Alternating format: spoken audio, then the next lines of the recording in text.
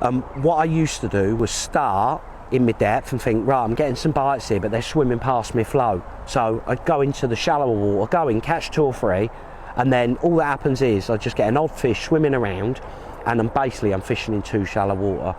So over those years of experience, I know that sort of 16 inches this time of the year, so we start of July, the fish are going to come in my peg all day long doing that. So if, for argument's sake, I plumbed up and let's say it was 2 foot or it was 10 inch or whatever the depth be, if it wasn't what I was looking for, then that it feels a bit too dry. I can just feel it in my hand. It just feels a little bit too dry. Now, this is where, again, the depth of water makes a massive difference. So because my mix here is quite dry, if I was fishing in, say, less than 12 inches of water for odd big carp, you know, some big F1s, having it on the drier side is not such a bad thing, because when you dip your pot, because it's a little bit drier, it's going to cloud a little bit more in your peg. So that's one of the biggest things with your ground bait, is sometimes you've got to feed quite a bit to get them to come in, and it's not necessarily you've got to feed a lot of bait. So again,